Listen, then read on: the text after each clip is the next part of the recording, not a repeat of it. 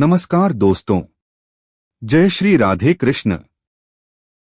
आपका अपने चैनल भजन कहानी में आपका बहुत बहुत स्वागत है। आज के हमारे इस वीडियो में हम आपके लिए योगिनी एकादशी की व्रत कथा लेकर आए हैं। एक समय भगवान श्री कृष्ण और महाराज युधिष्ठिर के बीच एक अत्यंत महत्वपूर्ण संवाद हो रहा था। महाराज युधिष्ठिर ने भगवान श्री कृष्ण से पूछा, हे मधुसूदन, आपने मुझे ज्येष्ठ मास के शुक्ल पक्ष में आने वाली निर्जला एकादशी के विषय में बताया है। अब मैं आषाढ़ मास के कृष्ण पक्ष में आने वाली एकादशी के विषय में जानना चाहता हूँ। भगवान श्री कृष्ण ने उत्तर दिया, है राजन, आषाढ़ मास के कृष्ण पक्ष में आने वाली एकादशी का नाम योगिनी एकादशी है। यह एकादशी बड़े से बड़े पापा को भी नष्ट करने की क्षमता रखती है। योगिनी एकादशी की व्रत कथा के अनुसार अलकापुरी के राजा कुबेर पीड़िताओं के कोषाध्यक्ष थे। वह भोलेनाथ के परम भक्त थे। उनके नगर में हेमा मालिनी नाम का एक सेवक रहता था, जो प्रतिदिन मानसरोवर से एक विशेष पुष्प लेकर आता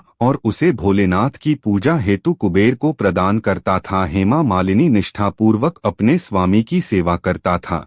कुबेर भी उससे बहुत प्रसन्न रहते थे। इसी सेवक हेमा मालिनी की पत्नी बहुत सुंदर थी, जिसका नाम विशालाक्षी तथा हेमा मालिनी अपनी पत्नी के प्रति बहुत आसक्त था। एक दिन वह प्रातः मानसरोवर से पुष्प लेकर आया, लेकिन सीधा अपनी स्वामी कुबेर के पास जाने के बदले वह अपनी पत्नी के पास पहुंचा और पत्नी के साथ आनंद प्रमोद करते हुए उसे समय का ध्यान नहीं रहा। दूसरी तरफ राजा कुबेर भोलेनाथ की पूजा के लिए पुष्प की प्रतीक्षा करते रहे। प्रतीक्षा करते करते 6 घंटे का समय बीत गया। बिना पुष्प पूजा न होने के कारण कुबेर क्रोधित हो गए और उसी क्षण उन्होंने सिपाहियों को ही मालिक का पता लगाने भेजा। हेमा मालिनी के घर जाकर सिपाहियों ने देखा कि वह अपनी पत्नी के साथ रमण कर रहा है। सिपाहियों ने यह सूचना तुरंत जाकर राजा कुबेर को दी। फिर क्या था, राजा कुबेर के धैर्य के सारे बांध टूट गए। दूसरी तरफ जब ही मालिक को समय का भान हुआ तो अपनी भूल का प्रायश्चित करने के लिए वह राजा कुबेर के पास पहुंच गया।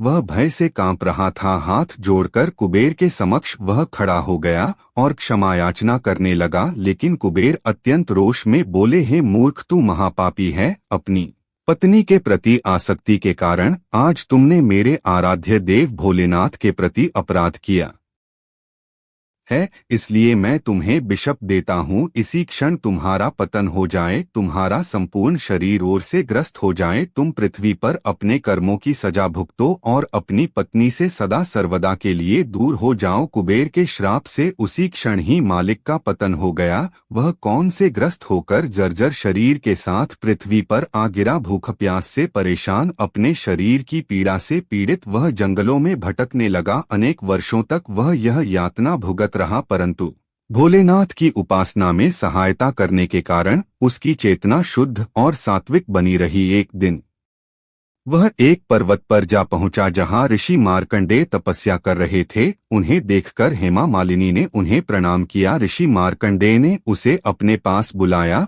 और पूछा, पुत्र, तुम कौन हो और इस प्रकार जंगल में किस उद्देश्य से भटक रहे हो। हेमा मालिनी ने अपने जीवन की सारी पीड़ा ऋषि मार्कंडेय को सुना दी और अंत में हाथ जोड़कर बोला, हे ऋषिवर, मेरे कुछ पुण्य कर्म थे जिनके कारण मुझे आपके दर्शन प्राप्त हुए हैं। कृपया आप मुझे इस पाप से मुक्त होने का मार्ग दिखाएं। ही मालिक की प्रार्थना सुन ऋषि मार्कंडेय बोले, आने वाले आषाढ़ मास के कृष्ण पक्ष में योगिनी एकादशी आएगी। तुम्हें इस एकादशी का व्रत श्रद्धा पूर्वक पालन करना है, जिसके प्रभाव से तुम सभी पापों से मुक्त हो जाओगे। हेमा मालिनी ने योगिनी एकादशी के पालन का संकल्प लिया और वहां से चला गया। आषाढ़ मास में उसने योगिनी एकादशी का श्रद्धा और नियम पूर्वक पालन किया। व्रत के प्रभाव से उसका शरीर पूर्ण मुक्त हो गया और अपने पूरे शरीर को प्राप्त करके वह अपनी नगरी अलकापुरी वापस लौट गया। आगे भगवान श्री कृष्ण कहते हैं,